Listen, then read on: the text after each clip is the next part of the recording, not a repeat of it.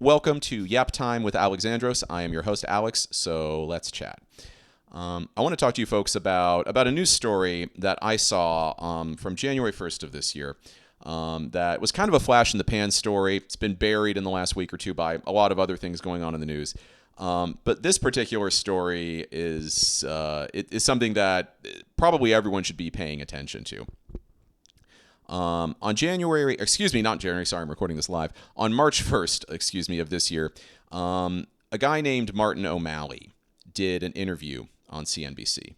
Now, if you're not familiar with Martin O'Malley, he was appointed by Joe Biden during the Biden administration to be the commissioner of the Social Security Administration, the head of Social Security, effectively, right? The agency that collects the payroll taxes and sends payments out to millions of Americans. And in this interview, Martin O'Malley had what might be, in its own way, one of the most ominous and concerning statements that I think I've ever heard from any public official about really anything at all. And his warning was that the actions of the current administration and the actors in it are actually really threatening an interruption of Social Security benefits.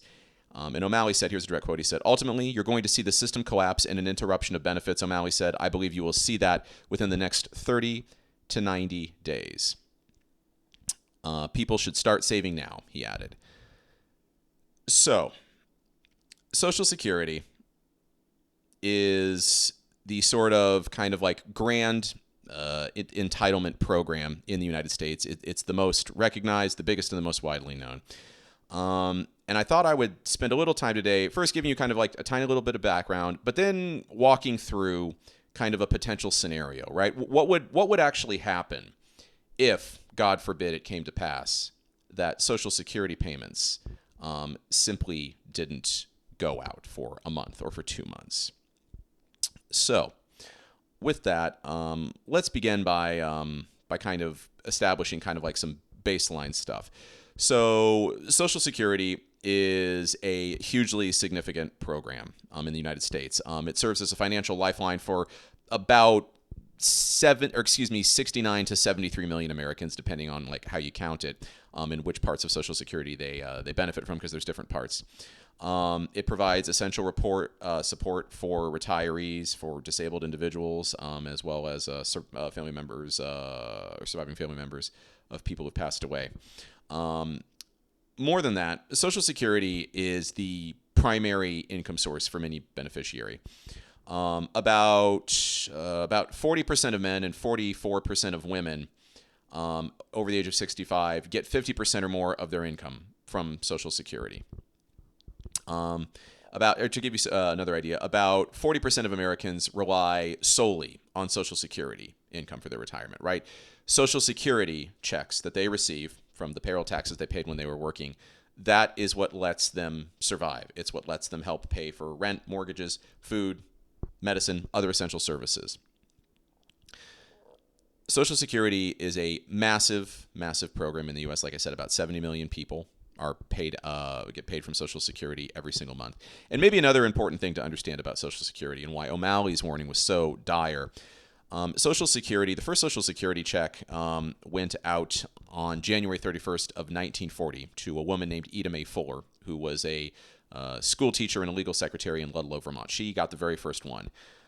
Since that first check and the first rounds of check went out in 1940, Social Security has never failed, or it never failed in kind of like any major way. It's true that from time to time, sometimes people will have like an individual, like there'll be a clerical error or an administrative error, or like, a bug which might prevent a person from getting a check exactly on time, but they rectify that pretty quickly. But what I'm saying is that Social Security collectively has never systemically, never on a large scale, ever failed to pay out. Social Security is a bedrock of American society. It is one of the kind of not one of like only the central sort of like entitlement programs that we have in this country that pays beneficiaries. It's an entire part of the U.S. economy. It enables a part of the U.S. economy, if you will, and a substantial part of it. Like I said, about 70 million Americans receive payments for it each month. And Social Security Sorry, I'm just reading from some notes here. I'm just recording this live, so bear with me. Another important thing to understand about Social Security is if you're an American who works and you've ever looked at a pay stub, you already see where the Social Security or how much you're paying out, right? On your pay stub, if you look at like, your taxes withholding or whatever, you should see a line called, usually it's referred to as FICA or the Federal Insurance Contributions Act.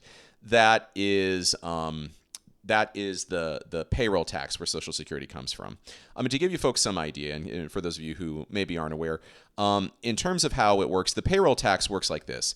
Half of the payroll tax is paid by your employer, your company or whatever, and the other half is paid by you. You pay, as an employee, you pay 6.2% of your wages, and your employer matches that 6.2%, right? So the total is like 12.4% basically from your paycheck. If you're self-employed, you have to pay both shares. And to give you folks some idea, in 2023, there were about 183 million workers who paid out $1,233 billion in payroll taxes. It's a lot of money. And just as kind of like a final little factoid, I know I'm blasting you all with a lot of data and statistics, but this stuff is important. People live off of it. Today, the average Social Security payment is about, it's a little under $2,000 a month in the U.S. The very first one that went out to Ida Mae Fuller back in 1940 was for, would have been about $500 in today's money. And so, like I said, Social Security is like, I'm struggling to find words for how important it is, right? Without it, a substantial portion of the American population effectively has no income. About 70 million people, or has their income so radically reduced to a point where most of them would honestly struggle to survive, or many of them would struggle to survive, particularly older retirees, some of whom don't have the ability to just, go out and simply apply for a job the way a younger person might. There's a number of, Social Security has faced a number of challenges over the years, things like budget cuts, as well as they're proposing kind of like a reduction in force layoff, which is the fancy business term for layoffs, right? Closing regional offices, those are all things the current administration has broached.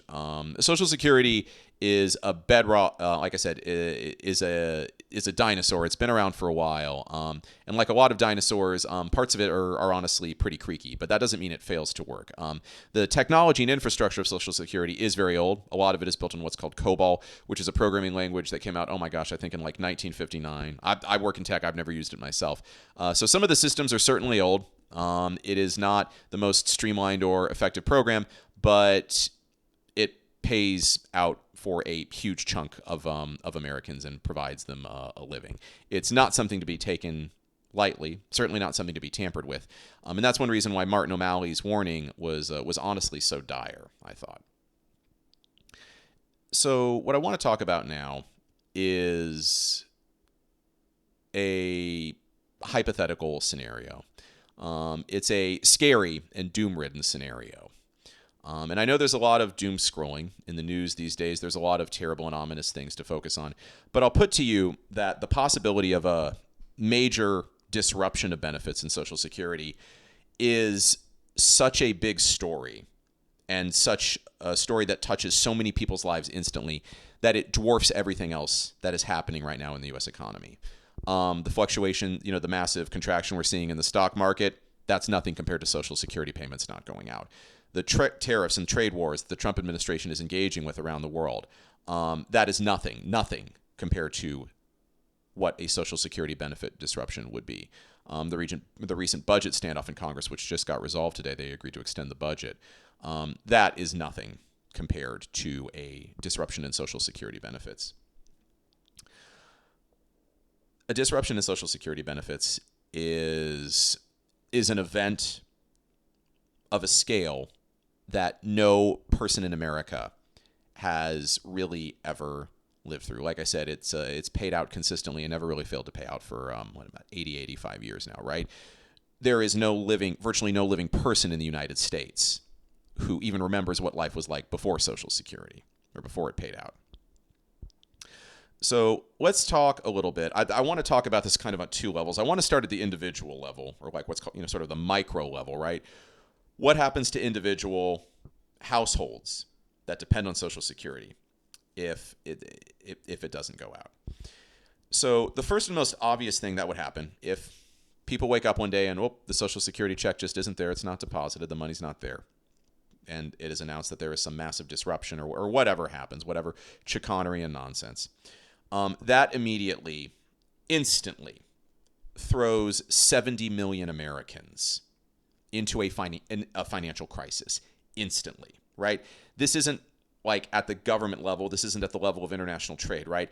This affects real people immediately, a huge percentage of the American population. So, what are those 70 million people going to struggle to do? Well, they're going to struggle to afford housing. They're going to struggle to afford food. They're going to struggle to afford medical care. Struggling to afford housing is going to lead to higher rates of evictions, delinquencies from property rentals, and from mortgages, right? And that's just one tiny way that all that stuff bleeds out.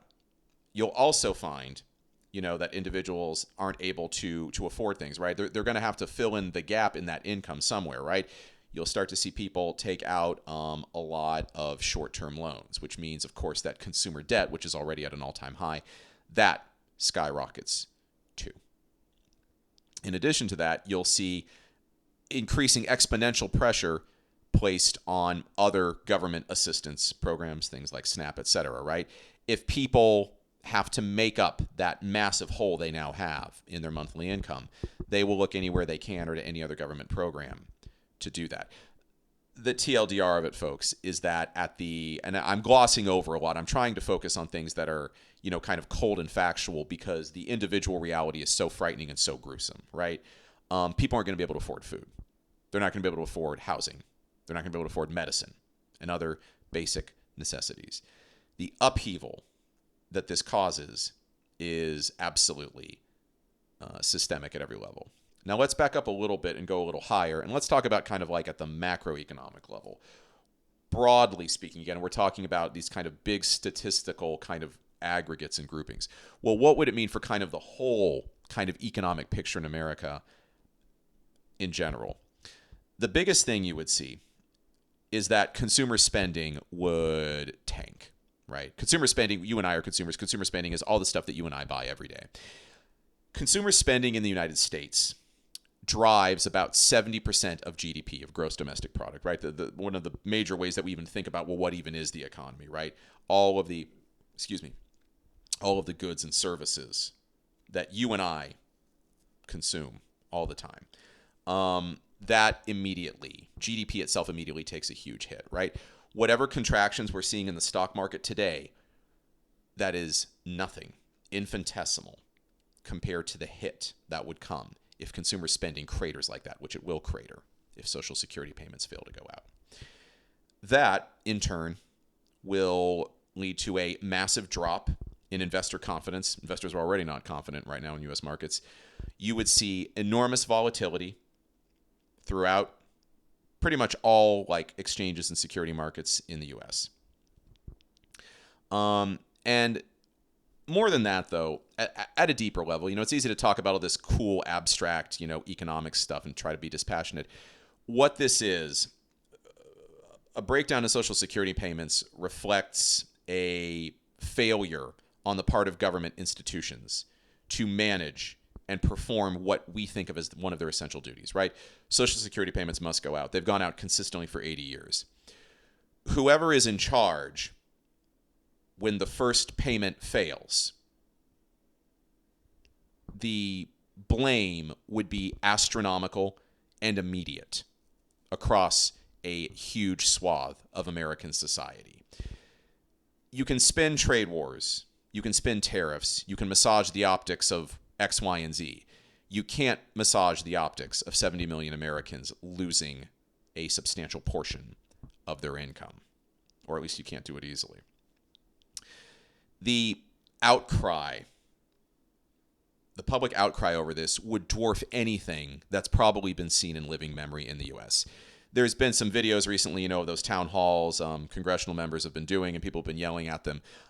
Congressional members would be very lucky if that was the most angry people got during a town hall after Social Security payments had failed to go out. They would the blame laid at the feet of the federal government would be astronomical. It would be very, very difficult to predict what would happen. I sincerely doubt it would remain peaceful for any substantial amount of time, and I'm being quite serious about that.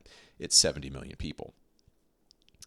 The political repercussions of this would immediately, completely take over any administration it happened under. It wouldn't matter who the president was at the time. It immediately becomes the biggest political and economic story in the year because it's the most broadly felt story, right? There's just nothing else that instantly affects that many people. I don't think, and it's easy to be alarmist and to try and, build hype around things, but I really think that if Social Security, as the former Commissioner O'Malley said, if payments fail to go out in a major way in the next 90 days, that puts us in a political no man's land and an economic and social no man's land. That is a fundamental breakdown of the social contract in a way that instantly touches everyone. It's not symbolic, it's economic, it's real. That money isn't in your bank account.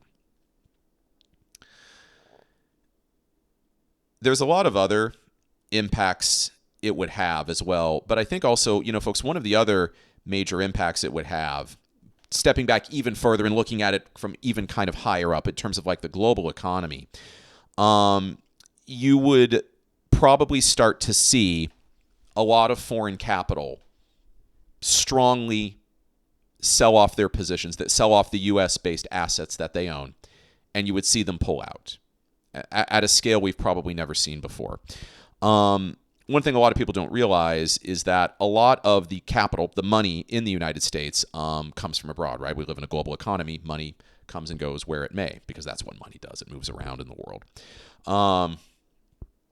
If Social Security payments fail to go out, that is going to also trigger a panic internationally for creditors, for people who own nations that own our debt, or really own any asset that is backed by the full faith of the American government. Because Social Security payments failing means that the credit of the U.S. government ceases to be as creditworthy as it was. You probably see they probably reduced the U.S.'s credit rating, right? Those credit rating agencies.